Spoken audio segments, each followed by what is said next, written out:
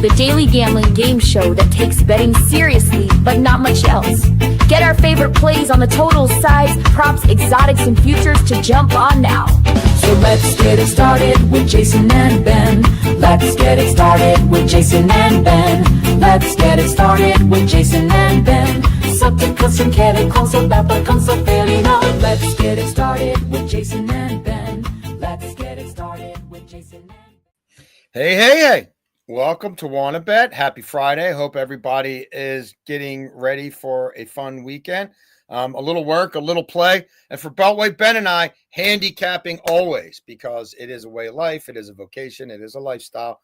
It's something we enjoy doing, and it's something we especially enjoy doing for you guys, because our goal with the only daily sports wagering game show on the planet is to document everything and make as much money as we can for you guys, to put our hard work to work for you guys. Every day we have 3 bets that Ben and I have made. We rank them first, second, and third down. Third down, the one we feel strongest about. Why third down? Because third down is the money down in the NFL.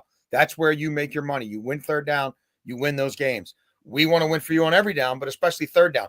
Fourth and long, we take a look at a long-term play, like a future or a bet that will pay you, a long shot bet that'll pay you a lot of money if it hits. We're going to mix it up today and do fourth and long or short. We've been making money for people very early in these games, and we will drill down on specific bets where we're going to get you in and out in an inning, 3 innings, a soccer match, maybe 30 minutes. You don't have to watch the whole thing to find out if you cash. So that'll be fourth and long and short.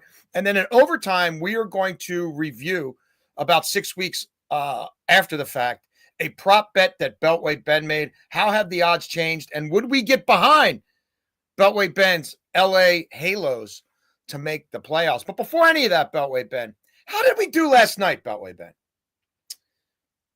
It's hard to top perfection. We don't do that every night, but I will say this. We don't go 0-6 around here either. And you can look at the records. We win a whole hell of a lot more than we lose. We've destroyed soccer all summer long. Yesterday, we did it again. We gave you a World Club Cup bet already on PSG for the finals. You can go watch yesterday's show for that. And if you join our Discord, you can find it, how to do that, right on Ben's Twitter page or mine. You've been crushing even more soccer there. And we have a women's Euros play that we're very strong on today as well. That's on the Discord. So last night went very well. We intend to have a great weekend, and we hope you cash with us. Beltway Ben, you have the honors as always, my friend, on first down. Where are you taking us to start the weekend? First down, I'm going to do a little just a regular small parlay to get us to minus 140 here, just because I love Ranger Suarez over 17.5 outs recorded. He's cleared this in every road game that he started this season, and he's gone 7 innings in 5 of those 6. Couldn't believe it was at 17.5. Again, it's going to be moving, but it was very juiced. So we add in Chase Burns 4+ Ks, which I'll get to in a minute. 177, 229, 293 slash line against Suarez on the road this season. It's crazy. I guess the Philly crowd gets to him a little bit, and he's still been great at home. He's still great at home, but on the road, he has been that much better. And you look at this Padres lineup to why Ranger Suarez prop might be where it is. I mean, like the top of their lineup is stellar. Manny is Manny. We know how good he is. Luis Ariz is a base hits machine. Hasn't been as good against lefties, which stands out. But Jackson Merrill, right? That was the kid. We all are a fan of him from the area, and he was awesome, but he's really, really struggled. 6 hits in his last 54 at-bats. Gavin Sheets has been a great signing for them against right-handed pitching. He's a lefty. Yes. Elias Diaz and Maldonado, nothing. They're not giving them much. Bottom of the lineup is garbage. Yeah, and Padres fans are complaining. Cronenworth, not hitting lefties. Jose Iglesias, not hitting really anything. So when you look at that Padres lineup, Ranger Suarez should have a lot of freedom down the bottom of the lineup, get easy outs. And at the top, again, Tatis started the year red hot. He slowed down. So that lineup for the Padres, I think that's a big reason they're trying to add Duran in that big trade that they're going to make with Boston, because all the rumors point to that getting done. But I like Ranger Suarez over 17.5 outs, and then Burns 4+ Ks. Burns, I would play his regular line at 5.5 at minus 160. That is an official play for me here as well. But the Rockies have a 30% K rate on the road against right-handed pitching since June 1st. By far the worst in the MLB. We saw Burns have his welcome to the MLB outing, bounce back with 7 Ks. In his first 3 outings, Yankees, Boston, Phillies.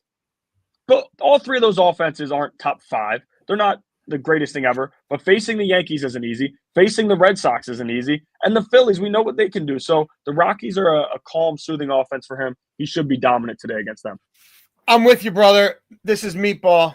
If you're not familiar with the show, and Meatball connotes a one-unit play. You beat me to the punch on the burn strikeouts in our Super Discord. I played that. I went to put it in the Discord. I saw that you already had. I don't want to double dip there. We want to give people an inventory and an array of bets to choose from. But I jumped the burn strikeouts. The Rockies are god-awful right now, and that kid has a lot of confidence. So I'm with you on that one. First down, I'm going back to the CFL, Beltway Ben. I've had mixed results in the CFL this year. I expect that early on in the season. But I do love this bet. Saskatchewan is the best team in the league, to my eye. They're scoring over 30 points a game. They have a plus 36-point differential, which is number 1 in the CFL, despite already having a bye. And they've lost 5 of their last 6 to Calgary, so they're going to be up for the Stampeders. Calgary played look, they blew out Winnipeg last week, but that's a rivalry game. They're coming off a rivalry game. They're playing the best team in the league. Saskatchewan's also 4-0 against the spread. And Beltway Ben, as I studied the CFL, I kind of wondered, okay, it's an odd number of teams. So somebody has a bye every week, even week 1. So what have early season buys meant to CFL teams?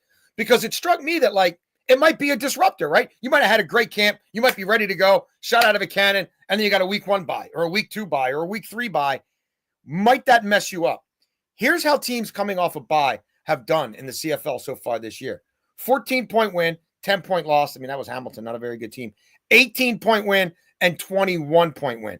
And now I get Saskatchewan at home, out to remain the only unbeaten team in the league against Calgary, a rival who's hot and who's beaten them 5 of the last 6. But frankly, I don't think they're as good as Saskatchewan. And Saskatchewan's quarterback, Terry Harris, should be back for this one as well. The regular line is 5.5. I'm taking it down to 3.5 because I've had 2 terrible beats in the CFL already this year. So I'm playing it safe. If you want to play the regular spread, I get it, but I'm on the Rough Riders. All right, I'm going to go first here on second down, Ben. We're going to mix this up a little bit because I think you and I, who again do not compare notes, we don't tell each other what we're on before the game. We don't even tell each other what we're on in the Discord. I love the first 5 under in this Pittsburgh Minnesota Twins. We've got a Reds logo on there, but it is the Twins. No, it's the Twins. It's hard to see. The T is navy blue. Oh, wow. My bad. The T is navy blue. Shame on me for second guessing Beltway Ben. I'm like, oh, it's a red. Okay. If you're with me, this is the 4th time I'm under on Pittsburgh in some way, shape, or form this week. Why? Because they score less runs than any team in MLB on the road, and it's not even close. Why am I going first 5 here? Because it's Skeens versus Ryan. Okay, Ryan's had 15 starts, Beltway Ben, and only 5 of them has the game produced 4 runs or more. So in the other 10, they're under this. The Twins don't score for him, and it's Skeens on the mound for Pittsburgh. I don't think the Twins are scoring a whole lot on Skeens. Pittsburgh is 31-18 to the under on the road. That's among the highest in MLB. And the Twins are basically a 500 over-under team at home. So there's no dominant trend there. Ryan has been great. Skeens is Skeens. I know 3.5 seems low, but this to me could be nothing, 1-1, 2-1, maybe after 5. Where are you going here, Ben? Yeah, I'm actually going to play 2 here. First off, the under 7.5 at -150. I bought it up. It's 6.5 at plus money, but I'm just going to play 7.5. And I mean, it's 2 of the best pitchers in baseball. Paul Skeens is due for a gem. The betting lines are not giving you his outs right now, and it's really frustrating, right? 4, 5, and 5 innings in his last 3 starts. Whenever those lines come out, if they do, I will be playing Paul Skeens over his outs, but that's not the important play here. The under in this game. The Twins' home OPS versus righties, middle of the pack, right around 13th in the MLB. But Skeens is by far the best right-handed pitcher that they've seen this season. And then you go to the Pirates' road OPS versus right-handed pitching since June 1st, 508, which is by far the worst in the MLB. I talked about the Rockies earlier, how bad they've been on the road.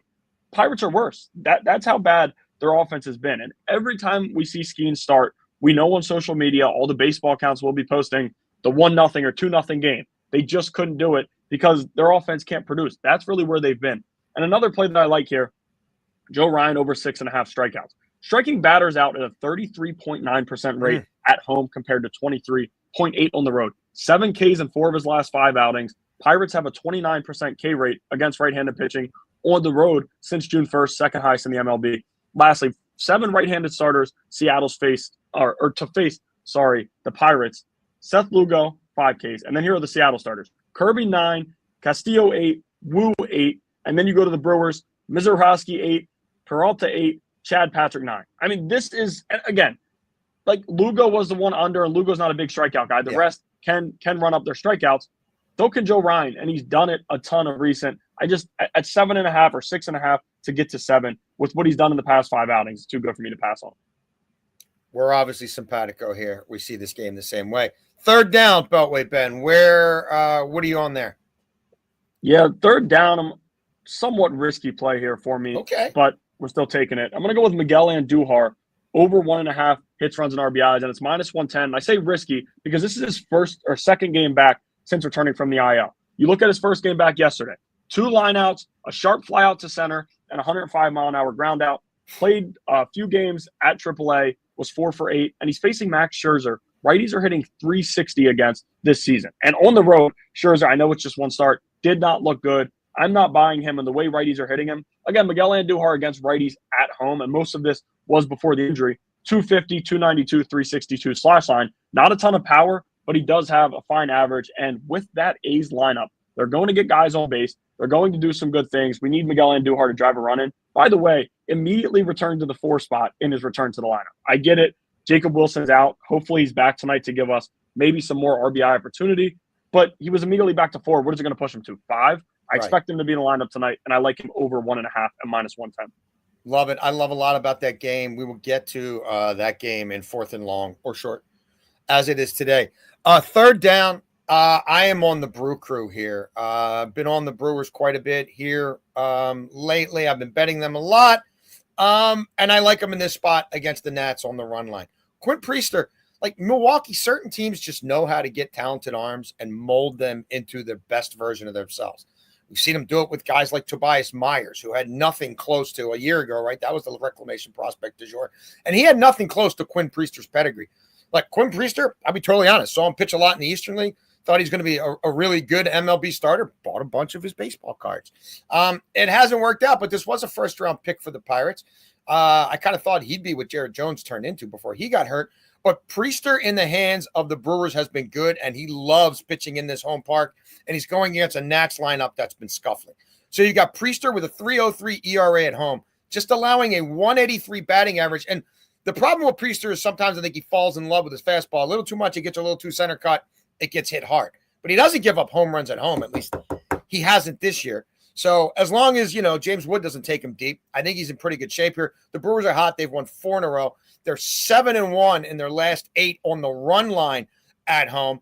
The lineup has been better, and Mitchell Parker's falling apart for the Nats. He's got a 5 ERA basically in his last 7 starts, and he's got a 5.66 ERA on the road. I don't think Washington wanted to pitch him here, but they're kind of in dire straits already from a pitching standpoint. So I like the Brewers to take care of business here. Okay, new segment, 4th and long. We're mixing it up today. We know some people don't have the longest attention spans in the world. They might want to bet that they can play early and get out early. Find out if you won or lost. So we're going to, once in a while, do 4th and long or really short. In this case, we're going to look at some MLB games and ones where we think there can be runs right away. Beltway Ben, what do you have tonight in the short department? Yeah, I'm going to go with a parlay here, and it's 2 Nerfies, and I'm going with the +152. We have the Pirates Twins, which we talked about, and if you want to get to it quickly, 33-3 to the Nerfie for these 2 starters, Joe Ryan and Paul Skeens. Paul Skeens is 19-0, and there was a sweat this weekend because I did have the Nerfie in that game on Saturday, I believe, where the Mariners, Jorge Polanco drives the ball up the middle for a single. J.P. Crawford, who might be the slowest leadoff hitting shortstop in MLB history, because I just don't get how a guy can be that slow, gets thrown out at home plate. So we did cash the Nerfie there, but 33-3 for these 2 starters to the Nerfie. We broke down the under earlier. That's really all we need to talk about. And then you look at the other one, Castillo versus Skubal, Mariners, Tigers. Castillo on the road has not been the same at home, and we see that for a lot of Mariners pitchers. But to the Nerfie he has, right, he only has 1 loss this season. Tarik Skubal is, as I said, they're 32-4. Skubal has 3 of their 4 combined losses, which is surprising. But Yeah. in the few starts we've seen from Skubal where he's gotten hit a little bit, it's been because teams jump on him early in that game, get guys on early in the game, and go that way. And that's the rare, the occasion we see that. The Mariners, again, their offense, Jason had a good catch with them last night, but I don't think they're going to get to Tarik Skubal. And I think Luis Castillo is going to be as good as he's been in that first inning, plus 152 on both of these Nerfies as a parlay. And Skubal loves pitching in that ballpark. I mean, I love betting Skubal, period, but betting Skubal at home is a siren call for me, although they keep juicing the strikeouts a little too much for me. So I could not get home on him for this start, but I'll probably bet him on his next road start. So, look, I am looking at that A's Blue Jays game that you were on with Andujar, and I am taking over 1.5 total runs scored in the first inning here. Severino's on the mound for the A's. He has told anybody who will listen, I hate pitching in Sacktown. I hate this minor league ballpark. And boy, does it show in his numbers. Now he hasn't been good anywhere. He's got an 8.03 ERA in his last 7 starts. The league's hitting 300 off of him. But, like, at home, he's horrible. Okay, in the first 3 innings of ball games for the year at home, he's a bottom 10 pitcher in the major leagues with an ERA over 8. At home for the season, in the first 3 innings of games, he's allowing an OPS over 825. Toronto does score early in games, right? Toronto, first 3 innings of ball games, they are a top 10 major league offense, and they are in great form right now if you haven't been paying attention. Sacktown, the ball flies, balls carry, inside the ballpark, home runs. It's a weird ballpark. It gets out easy. Severino has allowed 11 earned runs in 19 starts this year in the first inning. And Scherzer, who's coming back from another long absence, has been slow in these games when he even does round into form. And he's allowed 4 earned runs in the first inning through just 4 starts. There's some other ways you could play this, but I mean, I did dabble. I also put a little bit on. You get plus 330 on exactly 1 run total scored in the first inning. I could see somebody hitting a 2-run homer. Maybe it's Vlad. Severino don't seem up for this, right? You got the all-star break around the corner. If you're looking for a quick hitter, we just gave you 2 ways to get in and get out, especially on a late game like that, Beltway Ben. Late game like that, you're going to fall asleep anyway. Let's find out in the first inning if we cashed. I will be jumping on that. Meaty. Yeah, fully meatball. agree. Fully agree there. And the point you made about Severino, dude, he did say that other pitchers are complaining, just not as loud as he is. So I guess a lot of pitchers don't like pitching there. Yeah, I mean, part of me is like, does he want to give it up early just to try to get his ass out of there? Yep. Trade me right bleeping now. Okay, that brings us to overtime and our final topic of the week on WannaBet. Early in this show, Beltway Ben, which we launched in late May, I'd say about 2 weeks in, and you would talk to me about this off air that, hey, man, I think there's value on the LA Angels. And this was when Mike Trout was still on the IL. This is before we found out about Ron Washington having an illness that's taken him away from the team. And this is when they were like 5 or 6 games below 500. And you said, I just played the Halos at plus 1,800. Can you get behind this? And at the time, I couldn't. But a lot's changed in the landscape of Major League Baseball. And if you try to make Beltway Ben's bet today, it doesn't exist.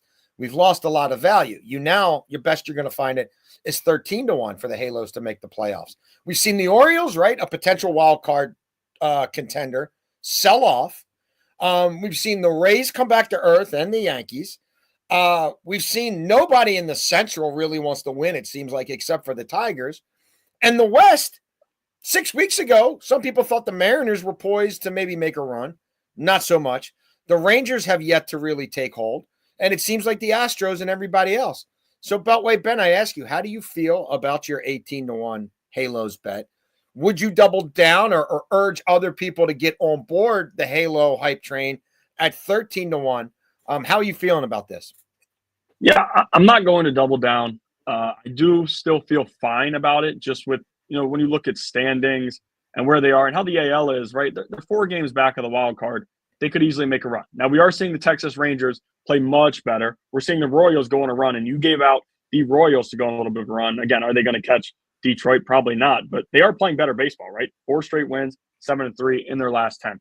But for the Angels, for me, I have an issue with how, just get ahead and buy. If they would have bought first off, to start with Kashanowitz last night, it's going to be unfortunate because we are not going to be able to make money off of him anymore. Kashanowitz last night got shelled. He will not be in that rotation. We heard them talk about it post-game. They're going to switch up the rotation. They are in a tough spot just like when you look at with what they have. They're pitching. Dana still needs time. He got called up to the MLB late last year. That didn't work. Klassen has been getting hit around at AA. Same with Aldegary. They're going to draft Liam Doyle second overall, and he's probably the most MLB-ready pitcher that they will have in that system. That's just where they are. And that's why it'd be perfect right now to buy a bullpen arm. Or even, why not Adrian Hauser when you could have signed him, right? He was in the Rangers farm system. They get rid of him. And all of a sudden, 5 days later, the White Sox sign him. And the dude has been a stud since bringing up to the major leagues with the White Sox. Like, why? Knowing where your rotation is at. I get you want to make Kashanowitz work. He has a sub 2 ERA, 1.56 ERA for Hauser in 9 starts. This isn't just the first few starts of the season. I do like their lineup where it's at, right? Zach Neto, he's a dog, good leadoff hitter. Chenoweth gets on base more than most guys in the MLB. We saw him have 0-2 against the Rangers last night, bases loaded, works a walk. He's a different guy. We want to see Trout back in the playoffs. You're going to have to deal with Soler, the mid-average. And Taylor Ward has really started to get off of the struggle bus, and we talked about that yesterday. One guy, well, there's 2 guys we'll talk about, one hitter and one pitcher. Joe Adell, 293, 375, 663 slash line since June 1st.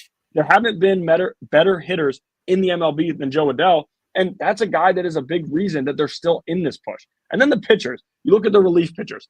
Reed Detmers in his last 26 outings has given up 2 earned runs, and that was the other night. He gave up a 2-run home run in the game that they still won. He's been great after adjusting. Early on in the year, he had given up like 6 earned runs in 2+ outings, which has really ruined his ERA, still above 4. But if you look at recent numbers, not even that recent, going back to May, he's been pretty damn good. So I do like where the Angels are at for now, but I do think that there are some buyers or sellers on the deadline that you can get a bullpen arm and maybe a starter. But again, I just kept looking back to Hauser, and I'm thinking he was in the Rangers system. That is a familiar face for you. Why can you not added him then? Because right now, if he's in the rotation, I feel a little bit better because every single time Kashanowitz starts, it goes south. Look, I can't get there, and I'm punting on this like Adam Gase, but that's on me. When you gave it out at 18-1, I talked myself out of it because I told you I think it should be north of 20. Like, the numbers don't work for me. But guess what? That 18 looks pretty good now. Losing Ron Washington, it could cut both ways, right? It's like you lose a guy who was a great motivator, who they love playing for, who's a great baseball mind. But now it's kind of like the old Bad News Bears thing, right? Do it for Looper. Like now maybe they're playing for Wash, you know what I mean? And that's a motivating factor that way. I will say this. I think there'll be buyers at the deadline. Like, Trout's not getting any younger. Trout's finally healthy again. Moreno's got to compete with the Dodgers. He wants to sell tickets. He wants to be viable. Like, I think they're going to buy multiple bullpen arms. And it would not shock me if Beltway Ben is on to something here. And I hope you did. You were smarter than me, and you got on it when he gave it out 5 weeks ago or whatever at 18-1, because it's clear he was on to something. And I do think this team is more viable than they're given credit for. And they've got, some discernible problems, but I think they can be addressed. There's always bullpen guys available, and they've drafted so many pitchers. 1 or 2 of them have to at least hit to help their bullpen. Like, they have to. I mean, they drafted nothing but pitchers a few years ago. So you can't tell me that they don't all work. Beltway Ben, before we get out of here, could you show the people again how we did last night? I just want to make sure they see what's going on here at Wanna Bet. Yeah, I know I'm putting you on the spot there. Yeah, Swan. We will put that up now. There you go. So that's what we did last night. And again, we don't always go 6-0 around here, but we do on occasion. And we don't go 0-6 around here very often. And we're putting in the work to try to build a community here where if we bet together, we cash together.